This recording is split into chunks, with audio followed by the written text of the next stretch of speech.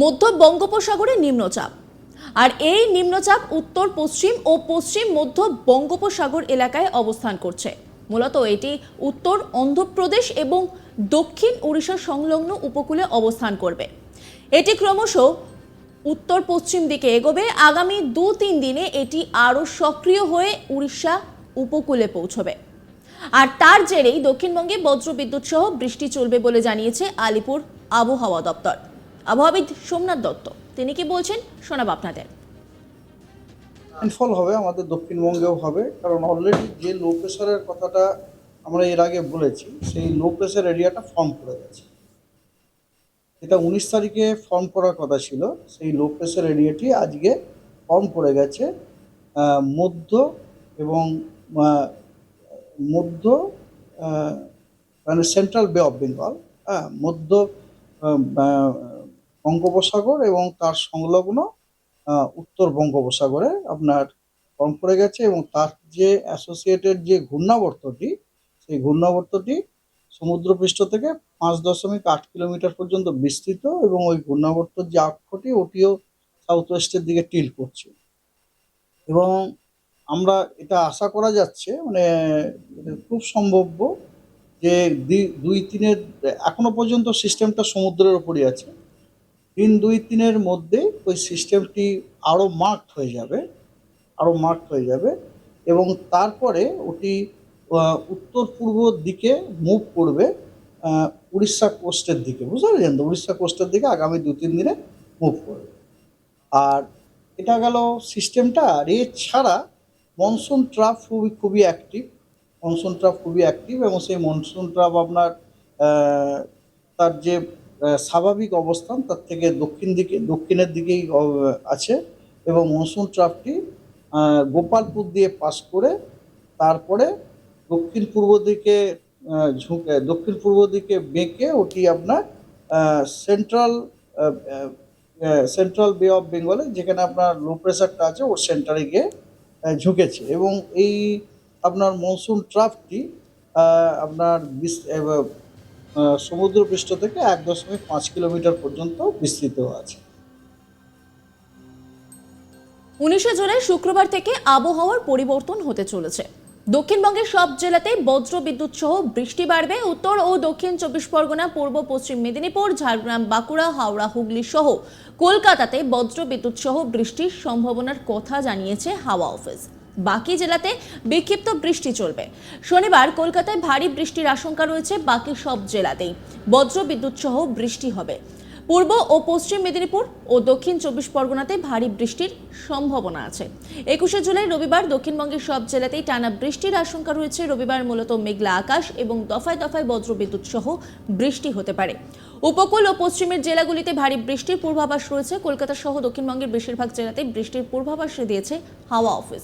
এছাড়াও দক্ষিণ 24 পরগনা, পূর্ব ও পশ্চিম মেদিনীপুর, ঝাড়গ্রাম, বাঁকুড়া ও পশ্চিম বর্ধমান জেলায় ভারী বৃষ্টিপাতের সতর্ক বার্তা রয়েছে। সোমবার ভারী বৃষ্টির পূর্বাভাস পূর্ব পশ্চিম বর্ধমান, হাওড়া, হুগলি এবং বীরভূমে। বাকি সব জেলাতে বজ্রবিদ্যুৎ সহ হালকা মাঝারি বৃষ্টি হবে। কি বলছেন আবহাওয়াবিদ শোনাবো আপনাদের। 19 তারিখে ঝাড়গ্রাম, তারপরে সমস্ত কোস্টাল ডিস্ট্রিক্টগুলি, হাওড়া, হুগলি এবং কলকাতাতে হোয়াইট স্প্রেড রেনফল হওয়ার সম্ভাবনা আছে। এবং উত্তরবঙ্গের যে উত্তরের 5টি জেলা, সেখানেও হোয়াইট স্প্রেড রেনফল হওয়ার সম্ভাবনা আছে। এবং পশ্চিমবঙ্গের বাকি সব জেলাতে ফেয়ারলি হোয়াইট স্প্রেড রেনফল হওয়ার সম্ভাবনা আছে। 20 তারিখ 21 তারিখ দুদিনই পশ্চিমবঙ্গের সব জেলাতে হোয়াইট স্প্রেড রেনফল হওয়ার সম্ভাবনা আছে। 22 তারিখে দক্ষিণবঙ্গের সব জেলাতে হোয়াইট স্প্রেড রেনফল হওয়ার সম্ভাবনা আছে। এবং উত্তরবঙ্গের উত্তরের যে 5টি জেলা আছে সেগুলিতে হোয়াইট স্প্রেড রেনফল হওয়ার সম্ভাবনা আছে এবং বাকি জেলাগুলিতে ফেয়ারলি হোয়াইট স্প্রেড রেনফল হওয়ার সম্ভাবনা আছে। 23 তারিখে দক্ষিণবঙ্গের আপনার, শুধু দক্ষিণবঙ্গ বলবো কেন, পশ্চিমবঙ্গে আপনার ঝাড়গ্রাম, পশ্চিম মেদিনীপুর, সমস্ত কোস্টাল ডিস্ট্রিক্ট, এছাড়া হাওড়া, কলকাতা এবং হুগলি, এই জেলাগুলিতে হোয়াইট স্প্রেড রেনফল হওয়ার সম্ভাবনা আছে। উত্তরবঙ্গের উত্তরের 5টি জেলায় হোয়াইট স্প্রেড রেনফল হওয়ার সম্ভাবনা আছে এবং পশ্চিমবঙ্গের বাকি সব জেলাতে ফেয়ারলি ওয়াইড স্প্রেড রেনফল হওয়ার সম্ভাবনা আছে। 24 তারিখে উত্তরের 5টি জেলাতে ওয়াইড স্প্রেড রেনফল হওয়ার সম্ভাবনা আছে এবং পশ্চিমবঙ্গের বাকি সব জেলাতে ফেয়ারলি ওয়াইড স্প্রেড রেনফল হওয়ার সম্ভাবনা আছে। তাহলে এর থেকে আমরা যেটা দেখলাম যে এই সপ্তাহটিতে মানে যেটা আজ থেকে শুরু হচ্ছে তাতে আপনার দক্ষিণবঙ্গের প্রায় সব জেলাতেই প্রতিদিনই আইদার ফেয়ারলি ওয়াইড স্প্রেড অথবা ওয়াইড স্প্রেড রেনফল আমরা পাচ্ছি।